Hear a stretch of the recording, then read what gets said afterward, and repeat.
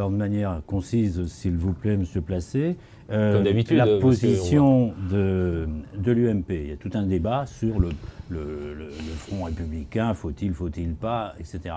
Comment vous analysez cette cacophonie à l'UMP? Est-ce que c'est juste un problème tactique qu'ils sont incapables de régler, ou est-ce que c'est pas, au contraire, l'absence d'un projet cohérent? C'est un problème beaucoup plus global que le sujet tactique. La tactique, c'est pas infamant, ça fait partie de la vie politique. Mais par définition, la tactique ne doit pas l'emporter sur la stratégie, et la stratégie ne doit pas l'emporter sur les valeurs.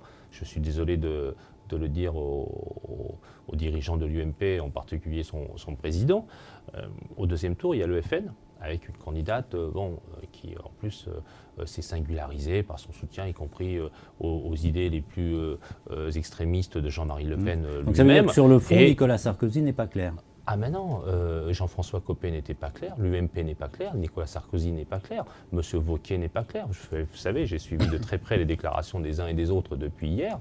Il y a un moment, le Front républicain, est-ce que c'est une bonne ou une mauvaise réponse? J'en sais rien. Je sais surtout que c'est une réponse. C'est comme si on me dit, je fais cette comparaison un peu stupide auprès de mes propres camarades, c'est que certains me disent, ah bah oui, mais mettre des digues au bord des ports pour éviter les inondations, ça n'a pas d'intérêt. Ce qu'il faut, c'est lutter globalement contre le dérèglement climatique. Je dis, c'est un peu les deux.